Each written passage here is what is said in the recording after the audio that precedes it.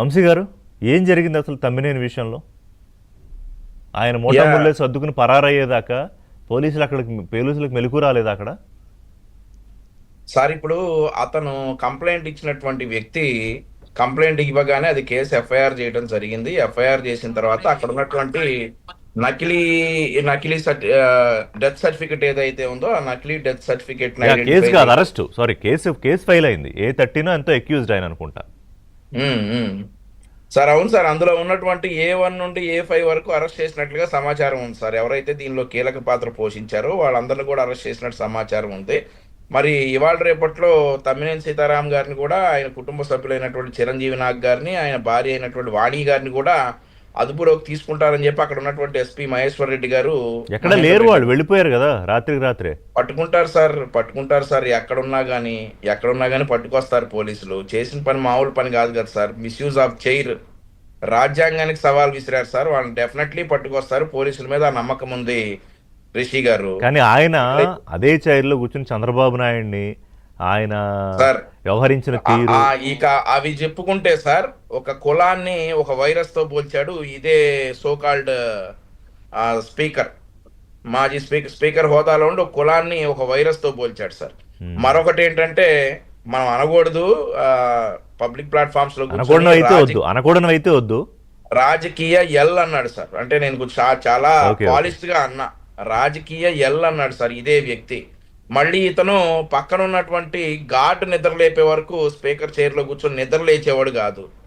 ఆ తర్వాత మీకు ఇంకొక విషయం ఏంటంటే సార్, మా ప్రభుత్వం 2014 నుండి 19 వరకు సభాపతిగా చేసినటువంటి కోడెల శివప్రసాదరావు గారు ఆయనకి అలాట్ చేసినటువంటి ఫర్నిచర్ ని తీసుకెళ్లిపోమని 3 సార్లు ప్రభుత్వానికి లేఖ రాసినప్పటికీ తీసుకెళ్లకుండా ఆయన మీద ఫర్నిచర్ దొంగ అని ముద్రేస్తే, ఆయన అధికారం కోల్పోయిన 3 నెలల్లోనే సెప్టెంబర్ 16వ తారీఖున సూసైడ్ చేసుకొని చనిపోవాలి. ఎంత మానసిక వేదన అనుభవించాడు ఆయన. అవును.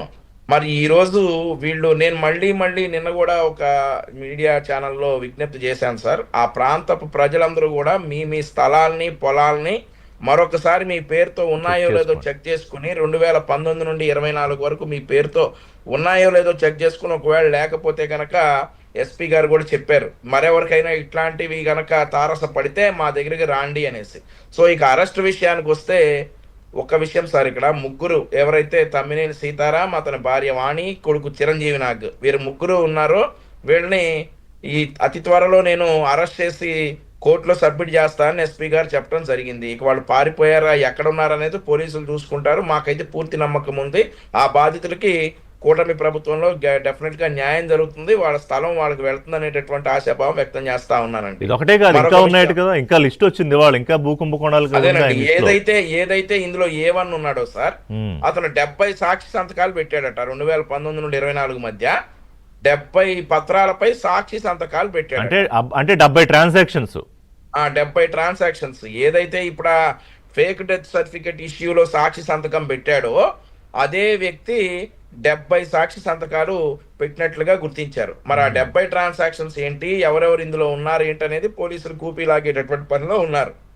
ఇక్కడ మరొక విషయం అండి, ఇందాక శ్రీనివాసరావు గారు కూడా చెప్పారు, ఏదైతే ఈ పోలీస్ ర్యాంకింగ్స్ వచ్చాయో ఆ పోలీస్ ర్యాంకింగ్స్ 2023-24 అండి.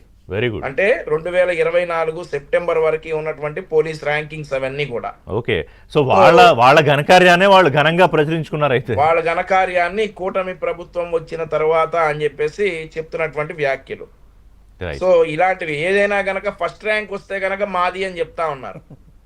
ఇట్లాంటివి వస్తే మాత్రం మా మీదకి నెడతా ఉన్నారు అన్నమాట, కూటమి ప్రభుత్వం మీదకి నెడతా ఉన్నారు. అయితే ఆయనకి కావాలి చోరీ. అదేనండి, ఇప్పుడు 2025-26లో ఒక విభాగంలో ఫస్ట్ ర్యాంక్ వచ్చింది, అది మాదే అని చెప్తా ఉన్నారు.